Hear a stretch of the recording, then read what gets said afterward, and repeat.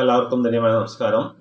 നമുക്ക് ആദ്യമായി വാൽമീകി സ്തുതിയിലേക്ക്, തുടർന്ന് ആഞ്ജനേയ സ്തുതിയിലേക്കും പോകാം. അത് കഴിഞ്ഞ് നമ്മുടെ രാമചരിതവർണ്ണനിലേക്കും പ്രവേശിക്കാം. ആദ്യമായിട്ട്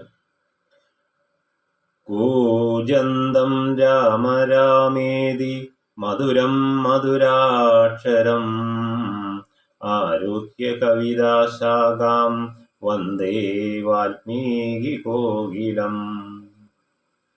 മനോജവം മാരുതതുല്യവേഗം ജിതേന്ദ്രിയം ബുദ്ധിമതാം വരിഷ്ടം വാദാത്മജം വാനരയൂഥമുഖ്യം ശ്രീരാമദൂതം ശിരസാ നമാമി. അപ്പോൾ നമുക്ക് രാമരാവണ യുദ്ധമെല്ലാം കഴിഞ്ഞിട്ടുള്ള ഒരു ഫ്ലാഷ് ബാക്ക് സ്റ്റോറിയിലേക്കാണ് നമ്മൾ പോകുന്നത്. പണ്ട് നമ്മൾ കഴിഞ്ഞ വീഡിയോയിൽ പറഞ്ഞു നിർത്തിയത്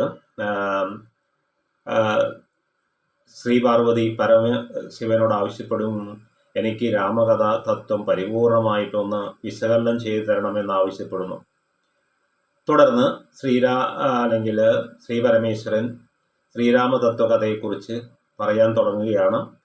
അപ്പോൾ അവിടെ പരമശിവൻ പറയുന്നു, ശ്രീരാമ പാദങ്ങളെ തന്നെ പ്രണമിച്ചുകൊണ്ട്, ഇവിടെ ശ്രദ്ധിക്കണം, പരമേശ്വരനാണ് ശ്രീരാമന്റെ പാദങ്ങളെ വന്ദിച്ചുകൊണ്ട് എന്ന് പറയുമ്പോൾ ഞാൻ വിഷ്ണുദേവനെ വന്ദിച്ചുകൊണ്ട് ഞാൻ സാരമായ തത്വം, ഏത് തത്വം?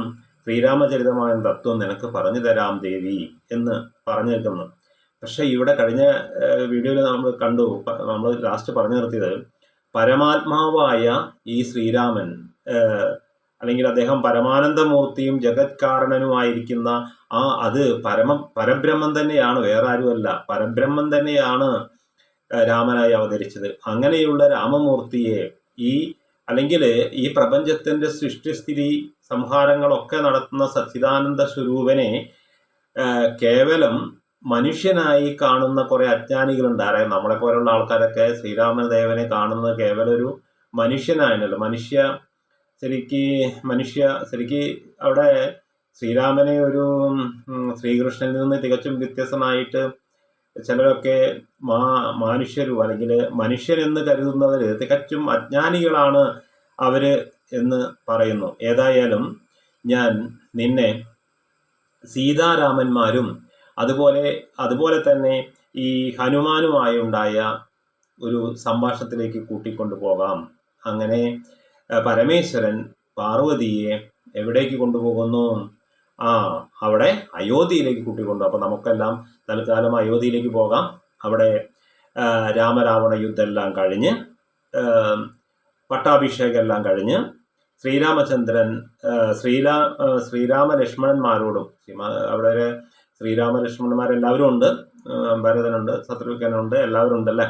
അപ്പം ആ വർഷമൊക്കെ കഴിഞ്ഞല്ലോ, പറഞ്ഞ വർഷങ്ങളൊക്കെ.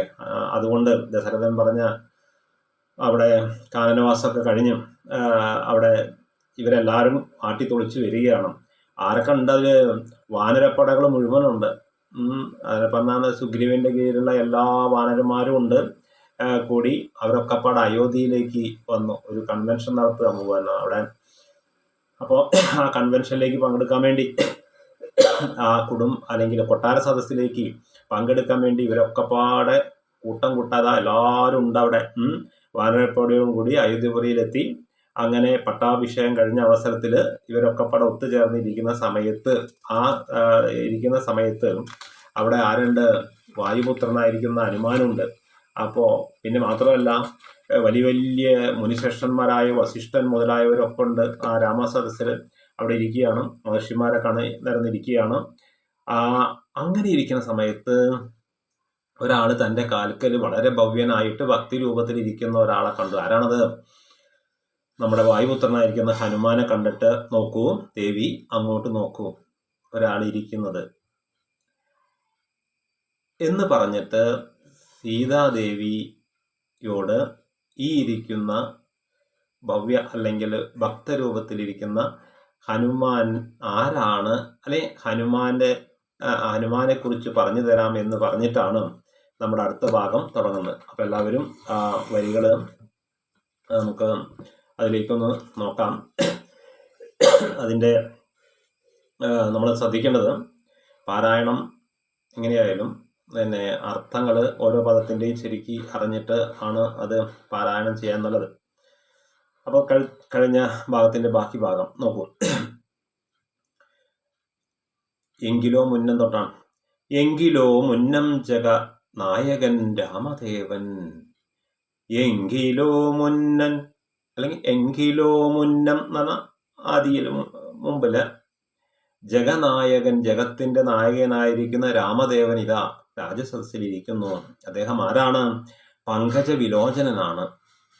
താമര പുയ്തണ പോലെ കണ്ണുള്ളവനായിരിക്കുന്ന അദ്ദേഹം പരമാനന്ദമൂർത്തിയാണ്, അല്ലേ? എല്ലാ ആനന്ദത്തിൻ്റെയും പരമസ്വരൂപനായിരിക്കുന്ന പരമാനന്ദമൂർത്തിയായിരിക്കുന്ന. പിന്നെ ആരാണ്? ഇതൊക്കെ അദ്ദേഹത്തെ വിശേഷിപ്പിക്കുകയാണ്. എന്താണ്? ദേവകണ്ഠകനായ. ദേവകണ്ഠകൻ ദേവന്മാരുടെ ശത്രു, അല്ലേ? ദേവന്മാരുടെ ശത്രുവാണ്. ദേവന്മാരെ അല്ലേ അസുരൂപത്തിൽ വന്നു. അപ്പോൾ ദേവകണ്ഠകനായ. പിന്നെ ആരാ? ഭക്തികണ്ഠനെ കൊന്ന്. ഭക്തികണ്ഠനെ കൊന്ന്. ഭക്തികണ്ഠൻ എന്ന് പറഞ്ഞാൽ ആരാ? രാവണൻ, അല്ലേ? എന്താണ് അദ്ദേഹത്തിന് അങ്ങനെ ആ പേര് വരാൻ കാരണം? എന്താണ്? ഒന്നാം ഭക്തി, ഭക്തി എന്ന് പറഞ്ഞു കഴിഞ്ഞാൽ നിരനിരയാണ്. അപ്പം അദ്ദേഹത്തിന്റെ മുഖത്തേക്ക് നോക്കിക്കഴിഞ്ഞാൽ രണ്ട് സൈഡിലും ഇങ്ങനെ നിരനിരകളായിട്ട് കുറെ മുഖങ്ങളുണ്ടല്ലോ, അല്ലേ? 10 തലയോടുകൂടി ഇങ്ങനെ ഒരുക്കി വെച്ചതല്ലേ. അതിങ്ങനെ ഒരു ഓർഡറിൽ അടുക്കി വെച്ചത് കൊണ്ടാണ് ഭക്തികണ്ഠൻ എന്ന് പറയുന്നത്. അപ്പോൾ അങ്ങനെയുള്ള 10 തലയോടുകൂടിയ രാവണനെ കൊന്ന് ഒരു വലിയ കർമ്മം ചെയ്ത് കഴിഞ്ഞ് അസുര നിഗ്രഹം കഴിഞ്ഞ് ദേവിയും അനുജനും, രാമൻ ഒറ്റയ്ക്കല്ല, പിന്നെ ആരെ കണ്ട്? ദേവിയുണ്ട്, സീതാദേവി ഉണ്ട്. പിന്നെ ആരുണ്ട്? അനുജൻ ലക്ഷ്മണൻ, ഭരതൻ, ശത്രുഘ്നൻ, ഇവരൊക്കെ ഉണ്ട്. പിന്നെ ആരാ? അകമ്പടി സേവിച്ചൊരു അവിടെ പറയുന്നു വാനരപ്പടയുമായി, അല്ലെ? സുഗ്രീവന്റെ വാനരന്മാര് ഒരുപാടുണ്ട്, പല രൂപത്തിലും പല ഭാവത്തിലും നീണ്ടും കുറുകിയൊക്കെ ഇരിക്കുന്ന. ഇവിടെ ഈ വാനരന്മാർ എന്ന് പറയുമ്പോൾ നമ്മൾ ഇന്ന് ഈ കാട്ടിലൂടെ ചാടി നടക്കുന്ന മൂലയാങ്കുരങ്ങാന്ന് ആരും വിചാരിക്കരുത്. ഇത് വളരെ ത്രേതായുഗം എന്ന് പറഞ്ഞാൽ വളരെ പ്രാചീന യുഗമാണ്. ആ കാലഘട്ടത്തിൽ ശരിക്കും ഒരു മനുഷ്യന്റെ പൂർണ്ണ രൂപം എന്താ എന്ന് പോലും നമുക്ക് പറയാൻ പറ്റില്ല. അത്രയും ഭീമാകാരമായിരിക്കാം. അപ്പൊ അന്നത്തെ കുരങ്ങന്മാര് എന്ന് പറഞ്ഞ വാനരന്മാര് നമ്മളുടെ ഈ മൂലയാങ്കുരങ്ങാണെന്ന് ആരും അങ്ങനെ ചിലരൊക്കെ പറയാറുണ്ട്. അങ്ങനെയല്ല, ആ വാനരന്മാരുടെ ഷേപ്പ് തന്നെ നമുക്ക് അസ്യൂം ചെയ്യാനേ പറ്റൂ. അങ്ങനെയുള്ള വാനരപ്പടയുമായി അവരൊക്കെ ശ്രേഷ്ഠന്മാരായിട്ട് ശരിയാണ്, അല്ലേ? അപ്പൊ അതാ ഈ വീണ്ടും രാമായണ കഥയെ ആസ്പദമാക്കി വലിയൊരു സിനിമയൊക്കെ എടുക്കാൻ പോകുക എന്നാ പറഞ്ഞത്. അപ്പോൾ ഇത് എക്കാലവും ചർച്ചാ വിഷയമായിട്ടുള്ള ഒരു ഇതിഹാസമാണ്, അല്ലേ? ഈ രാമായണം എന്നുള്ള two epics we have. One Mahabharata by Vyasa, another by Valmiki Rishi. 2 ഇതിഹാസങ്ങളാണ് നമുക്കുള്ളത്. ഒന്ന് 1,25,000 ശ്ലോകങ്ങളുള്ള മഹാഭാരതം, പിന്നെ 24,000 ശ്ലോകം ഇതിലുള്ള ഈ വാൽമീകി അല്ലെങ്കിൽ രാമായണം. അപ്പോൾ അതൊക്കെ വളരെ വലിയ ഗ്രന്ഥരാശികളാണ്. അപ്പം അതിൽ വാനരപ്പടയുമായി അവരൊക്കെ പട കൂട്ടി ആട്ടിത്തൊളിച്ച് സത്വരം നടന്ന പെട്ടെന്ന് അയോധ്യ പൂക്കഭിഷേകവും. പെട്ടെന്ന് എല്ലാവരെയും ഇനിയിപ്പോൾ ഡിലേ വെക്കാൻ പറ്റില്ല, കാരണം കർത്തവ്യമെല്ലാം ചെയ്തു കഴിഞ്ഞു. അപ്പം എല്ലാവരെയും ആട്ടിത്തൊളിച്ച് നമുക്ക് അയോധ്യയിലേക്ക് പോയിട്ട് അവിടുന്ന് അഭിഷേകമൊക്കെ കഴിഞ്ഞിങ്ങനെ ഇരിക്കുന്ന സന്ദർഭമാണ് കേട്ടോ. അപ്പോൾ സത്വരം അയോധ്യ പൂക്കഭിഷേകവും ചെയ്തു. സത്താ മാത്രാത്മജ എന്ന് പറഞ്ഞാൽ തേജസ്സിന്റെ മാത്രാത്മജനായിരിക്കുന്ന, മാത്രമല്ല സകലേശനവ്യയൻ ഒക്കെ പറഞ്ഞ വാക്കുകൾ തന്നെയാണ്. എല്ലാത്തിൻ്റെയും ഈശനും അവ്യനും അല്ലെങ്കിൽ ക്ഷുതിക്ക് വിധേയമാക്കാത്ത, വ്യയം സംഭവിക്കാത്ത, നാശരഹിതനുമായിരിക്കുന്ന നാഥനായിരിക്കുന്ന ശ്രീരാമദേവൻ. പിന്നെ മിത്രപുത്രാദികളാം. ഇവിടെ മിത്രൻ എന്ന് പറഞ്ഞ സൂര്യൻ എന്നാണ് അർത്ഥാക്കേണ്ടത്. അപ്പൊ സൂര്യന്റെ പുത്രനാണ് സുഗ്രീവന്റെ പടകള്. അപ്പൊ അതാണ് ഈ 2 മിത്രം അവിടെ എഴുത്തച്ഛൻ ഉപയോഗിക്കുന്നുണ്ട്. അപ്പൊ അതിൽ 2 അർത്ഥത്തിലായിരിക്കും. ആദ്യത്തെ മിത്രപുത്രാദികളാന്ന് പറഞ്ഞാൽ നമ്മുടെ സുഗ്രീവന്റെ പടകള്, അവരുടെ മിത്രങ്ങളും കൂട്ടുകാരും ഒക്കെ വിളിച്ചിട്ടുണ്ട്. ഏതായാലും നമുക്ക് ശ്രീരാമദേവൻ വലിയൊരു കുടുംബ സദസ്സ് നടത്തുന്നുണ്ട്. നമുക്ക് പോകാൻ അവിടെ ചായയും കാഫിയും ഒക്കെ മിഷ്ടാന്തം ഭക്ഷിക്കാം, അല്ലെ? കാഫി ഒന്നും ഇല്ലെങ്കിൽ അവർക്ക് വേണ്ടതായ ഫലമൂലാദികളൊക്കെ അവിടെ ഇഷ്ടമാരി ഉണ്ടാവും. അപ്പൊ എല്ലാവരും നമുക്ക് ഒന്നിച്ച് അങ്ങോട്ട് പോകാമെന്ന് പറഞ്ഞിട്ട് സുഗ്രീവൻ എല്ലാ വാനരപ്പടയോടും കൂടി ആട്ടി തൊളിച്ചിട്ടാണ് അങ്ങോട്ട് വന്നിരിക്കുന്നത്. അപ്പം അപ്പോൾ അതാണ് മിത്രപുത്രാദികളാം മിത്രവർഗത്താൽ രണ്ടാമത് മിത്രം എന്ന് ഉപയോഗിച്ച് കൂട്ടുകാരനെ, ഫ്രണ്ട്സ്, എല്ലാ കൂട്ടുകാരും, മിത്രന്മാരും, സഹോദരന്മാരും, അവരൊക്കെ പാടണ്ടേ, കുറച്ച് ആൾക്കാരൊന്നുമല്ല, കുറെ ആൾക്കാരുണ്ട്. അപ്പം അവരെയൊക്കെ കൂട്ടി തെളിച്ച് മിത്രവർഗത്താലും അത്യുത്തമന്മാരാം, അത്യുത്തമൻ എന്ന് പറഞ്ഞാൽ വളരെ ശ്രേഷ്ഠന്മാരായിരിക്കുന്ന അത്യുത്തമന്മാരാം സഹോദര വീരന്മാരാലും, ലക്ഷ്മണൻ, ഭരതൻ മുതലായ വലിയ വീരന്മാരെ കൊണ്ട് അവിടെ സഹോദര വീരന്മാരും, പിന്നെ കീകസാത്മജ സുതനാം, കീകസന്റെ ആത്മജ ശ്രീലിംഗാണ്. അപ്പൊ കൈകസി, അപ്പൊ കൈകസിയുടെ 3 മക്കളാണ്, രാവണൻ, വിഭീഷണൻ, കുംഭകർണാക്കെല്ലാം. അപ്പൊ ഇവിടെ അങ്ങനെ ഇരിക്കുന്ന ബാക്കി അവശേഷിച്ചിരിക്കുന്ന വിഭീഷണനും ഉണ്ട്. അപ്പം വിഭീഷണൻ ശരിക്കും രാമഭക്തനാണ്, മറ്റവരൊക്കെ അതില്ലാത്തതുകൊണ്ട് ആ ഒരു കാലം പോക്കി. അപ്പൊ ഇവിടെ ബാക്കി അവശേഷിക്കുന്ന വിഭീഷണനും ഉണ്ട്, ഇവരെ കൂടെ രാമഭക്തനായിരിക്കുന്നത്. വിഭീഷണനാലും പിന്നെ ലോകേശ ആത്മജനായ, ലോകത്തിന്റെ അല്ലെങ്കിൽ ലോകത്തിന്റെ ഏറ്റവും സർവശ്രേഷ്ഠനായിരിക്കുന്ന ആത്മജനായ വസിഷ്ഠാദികളാലും, അവിടെ വലിയ വലിയ ഋഷി സദസ്സുകളുണ്ട്, വസിഷ്ഠാദി ഋഷിമാരെ കൊണ്ട്, തത്വജ്ഞാനികളാണ്. അപ്പോൾ ഋഷിവര്യന്മാരെ കൊണ്ട് ഈ കുടുംബ സദസ്സിലെയും ഈ രാജസദസ്സിൽ, അപ്പോൾ അവിടെ ഇങ്ങനെ വരിക്കിങ്ങനെ നോക്കുക, കുറേ വാനരന്മാരുണ്ട്, കുറേ ശ്രേഷ്ഠന്മാരുണ്ട്, വസിഷ്ഠാദികളൊക്കെ ഉണ്ട്, സേവ്യനായി, അവരൊക്കെ സേവ്യനായി നിലകൊള്ളുന്ന സൂര്യകോടി തുല്യ തേജസ്സ, ഒരു കോടി സൂര്യൻ ഉദിച്ചാൽ എന്ന തേജസ്സോടെ എന്ന പോലെ സൂര്യ കോടി തേജസ്സ, അവിടെ എന്താ പറയുന്നത്, ജഗശ്രാവ്യമാം, ജഗത്തിന്റെ ശ്രാവ്യം എന്ന് പറഞ്ഞാൽ കേൾക്കപ്പെടേണ്ടതായ ചരിത്രവും കേട്ടു ആനന്ദിച്ചപ്പോൾ ഈ ലോകത്തിൽ കേൾക്കേണ്ട all histories could be heard in that, അവിടെ ആ കിങ്ഡത്തിൽ, ആ കൊട്ടാരത്തിൽ അവിടെ ലോകചരിത്രങ്ങളൊക്കെ കേട്ട് ചർച്ച ചെയ്ത്, അങ്ങനെയാണല്ലോ നമ്മൾ 4 ആൾ കൂടുമ്പോൾ പലവിധ ചർച്ചകളൊക്കെ വിധേയമാക്കി അതൊക്കെ കേട്ട് പരമാനന്ദിച്ച് ഇങ്ങനെ ഇരിക്കുന്ന സമയത്ത് ആ ഒരു വേദി പറഞ്ഞു കൊണ്ടുവരികയാണ് എഴുത്തച്ഛൻ ഇവിടെ. ചരിതവും കേട്ടാനന്ദിച്ച് അവിടേക്ക് നോക്കൂ, രാമദേവൻ ഇരിക്കുന്ന സിംഹാസനത്തിന് പറയുന്നത് നിർമ്മല മണിലസൽ കാഞ്ചന സിംഹാസനെ, നല്ല നിർമ്മലങ്ങളായ രത്നങ്ങൾ പതിപ്പിച്ചിട്ടുള്ള ലസലോടുകൂടി തിളങ്ങിയിരിക്കുന്ന കാഞ്ചനം, നമുക്കറിയാം സ്വർണത്തിന്റെ സിംഹാസനത്തിൽ അവരോധിച്ചിരിക്കുകയാണ് ശ്രീരാമൻ. അപ്പൊ നമ്മൾ ആ വിഷ്വൽ അതിങ്ങനെ കാണണം. ശ്രീരാമദേവൻ നമ്മൾ ഇതൊക്കെ പഠിക്കുമ്പോൾ, നമ്മളൊരു മെഡിറ്റേഷൻ ചെയ്യുമ്പോൾ അല്ലെങ്കിൽ രാമായണം വായിക്കുമ്പോൾ ആ വായന സമയത്ത് നമുക്ക് അതിൻ്റെതായ ഒരു അല്ലെങ്കിൽ അതിൻ്റെ ഉള്ളിലേക്ക് ഇറങ്ങിയാലേ നമുക്ക് ആ ഭക്തിയിലൂടെ നമുക്ക് ലഭിക്കേണ്ടതായ കാര്യം ലഭിക്കുള്ളൂ. അതെന്താ അറിയില്ലേ, ആ മനസമാധാനം അല്ലെങ്കിൽ ആ രാമന്റെ കടാക്ഷം നമുക്ക് ലഭിക്കണമെങ്കിൽ ഇത് നമ്മൾ മനസ്സിലേക്ക് ഇങ്ങനെ ആവാഹിക്കണം. അപ്പൊ ശ്രീരാമദേവൻ എവിടെ ഇരിക്കുന്നതാണ്, ആ സിംഹാസനം ഇരിക്കുകയാണ്. സിംഹാസനത്തിന്റെ വർണ്ണന കഴിഞ്ഞു അല്ലേ, പലവിധ രത്നങ്ങൾ ഇങ്ങനെ പതിപ്പിച്ചിട്ടുള്ള സിംഹാസനം, അത് സ്വർണം കൊണ്ട് വിളങ്ങി നിൽക്കുന്ന ഒരു സിംഹാസനെ, എന്താ തൻ ഒറ്റയ്ക്കല്ല, പിന്നെ പറയുന്നത് തൻ മായാദേവിയായ, ഒറിജിനൽ ലക്ഷ്മി ദേവി അല്ല, ഡ്യൂപ്ലിക്കേറ്റ് ആണ്, മായയായിരിക്കുന്ന ദേവിയാണ് ഇവിടെ സീത. അപ്പൊ സീതയായിരിക്കുന്ന മായാദേവിയായ ജാനകിയോടുകൂടി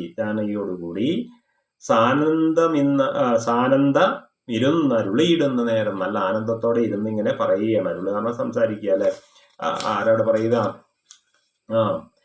അരുളിയിടുന്ന നേരം എന്താണ്, പരമാനന്ദമൂർത്തി, എല്ലാ ആനന്ദത്തിന്റെയും മൂർത്തി സ്വരൂപനായിരിക്കുന്ന രാമദേവൻ, പരമാനന്ദമൂർത്തി തിരുമുമ്പിലമ്മാറ്, അങ്ങനെ ഇരിക്കുന്ന രാമദേവന്റെ മുമ്പിലേക്ക് ആരും ഭക്തിയാ വന്ദിച്ചു നിൽക്കുന്നവർ, ഞാൻ നേരത്തെ പറഞ്ഞതിനൊരു ഇൻട്രൊഡക്ഷൻ, അങ്ങനെ നിൽക്കുന്ന രാജസദസ്സില് മറ്റുള്ളവരിൽ നിന്ന് തികച്ചും വ്യത്യസ്തനായ ഒരാൾ, അങ്ങനെയാണല്ലോ ചിലരൊക്കെ മറ്റുള്ളവരിൽ നിന്ന് വ്യത്യസ്തനായി, ആ വ്യത്യസ്തന്മാരെ കണ്ടെത്താനാണ് നമ്മൾ ശ്രമിക്കേണ്ടത്.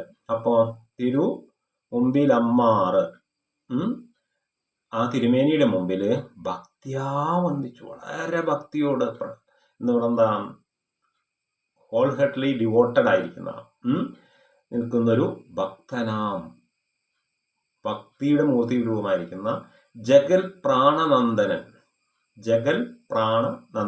എന്നെന്താ, ജഗത്തിന്റെ പ്രാണൻ എന്നെന്താ, ഈ ലോകത്തിന് വേണ്ട എല്ലാ ഓക്സിജനും നൽകുന്ന ആളാരാ, വായുലേ. അപ്പൊ വായുദേവന്റെ നന്ദനൻ പുത്രനായിരിക്കുന്ന ഹനുമാൻ, ഇരുത്തം കണ്ടോ, ഹനുമാൻ ആ സിംഹാസനത്തിന്റെ അടിയിൽ ഇങ്ങനെ 2 കൈയും കൂട്ടി തൊഴുതുകൊണ്ട് ഇങ്ങനെ നമിച്ചുകൊണ്ട് ഇങ്ങനെ അവിടെ ഇരിക്കുകയാണ്. ആര്, ഹനുമാൻ. ജഗൽ പ്രാണനന്ദനൻ തന്നെ കണ്ടിട്ട് നന്ദനൻ തന്നെ തൃക്കൺ പാർത്തു. ഇതിങ്ങനെ കണ്ണതിലേക്ക് തന്നെ നോക്കി. കാരുണ്യമൂർത്തി ഹനുമാന്റെ കണ്ണിലേക്ക് ഇങ്ങനെ നോക്കിയിട്ട് ഹനുമാൻ രാമദേവന്റെ കണ്ണിലേക്കും ഭക്തി പുരസരം നോക്കിക്കൊണ്ടിരിക്കുന്ന സമയത്ത് കാരുണ്യമൂർത്തിയായിരിക്കുന്ന രാമദേവൻ മന്ദഹാസവും പൂണ്ട് വളരെയധികം സന്തോഷത്തോടെ ആരോട്? ഭാര്യയോട്, സീതയോട് അരുൾ ചെയ്തു. അപ്പൊ എവിടെയാ തുടങ്ങുന്നത്? ഇവിടെ. അതായത് ശ്രീരാമദേവൻ പറയുന്ന രീതിയിലാണ് ഇവിടെ. ആര്? സീതയോട് പറയുന്നു. ആരെക്കുറിച്ച് പറയുന്നു? തൻ്റെ പരമഭക്തനായിരിക്കുന്നു. അതുകൊണ്ടാണ് നമ്മൾ പ്രാരംഭത്തിൽ ആഞ്ജനേയ സ്തുതി നടത്തുന്നത്. രാമൻ എന്ന് പറഞ്ഞു കഴിഞ്ഞാൽ ശരിക്ക് നമ്മുടെ ഹനുമാന്റെ തന്നെ, അല്ലെങ്കിൽ ഹനുമാൻ തന്നെ ആണ് അത് പറയുന്നുണ്ട്. അപ്പൊ അതേപോലെ കാരുണ്യമൂർത്തി മന്ദഹാസവും കൊണ്ട് സീതയോട് അരുൾ ചെയ്തു. അത്രയും ഭാഗമാണ് നമ്മൾ ഇന്ന് ചർച്ചയ്ക്ക് വിധേയമാക്കിയത്. ബാക്കി നമുക്ക് ഇത് രാമായണ മാസത്തിൽ തന്നെ തീരണമെന്നൊരു വാശിയില്ല. പക്ഷെ ക്രമികമായി പഠിക്കുന്ന, വ്യക്തമായി ആലപിച്ച് ഓരോ ദിവസവും പാഠക്രമം അനുസരിച്ച് ആലാപനം ചെയ്ത് അർത്ഥം മനസ്സിലാക്കി പോവുക. മനസ്സിലായല്ലോ? അപ്പോൾ നമുക്ക് അത് പാരായണം ചെയ്ത് നോക്കാം. ഈ ഭാഗങ്ങൾ നോക്കും.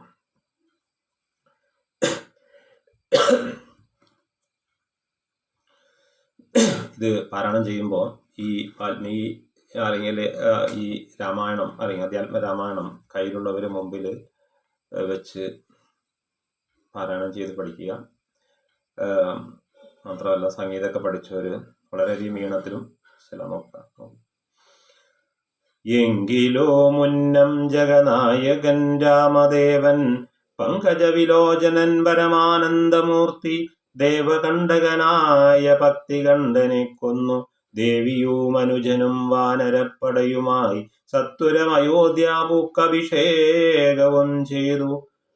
സത്താമാത്രാത്മാ സകലേശനവ്യയന്നാഥൻ മിത്രപുത്രാദികളാം മിത്രവർഗത്താലും അത്യുത്തമന്മാരാം സഹോദര വീരന്മാരാലും കീകസാത്മജാസുതനും വിഭീഷണനാലും ലോകേശജനായ വസിഷ്ഠാദികളാലും സേവനായി സൂര്യകോടി തുല്യ തേജസാ ജഗശ്രാവ്യമാം ചരിതവും കേട്ടാനന്ദിച്ചു നിർമ്മലമണി ലസൽ കാഞ്ചന സിംഹാസനെ തന്മായാദേവിയായ ജനകിയോടും കൂടി സാനന്ദമിന്നരുളിയിടുന്ന നേരം പരമാനന്ദമൂർത്തി തിരുമുമ്പിലമ്മാറു ഭക്ത്യ വന്ദിച്ചു നിൽക്കുന്നോരു ഭക്തനാം ജഗൽ പ്രാണനന്ദനൻ തന്നെ തൃക്കൻ പാർത്തു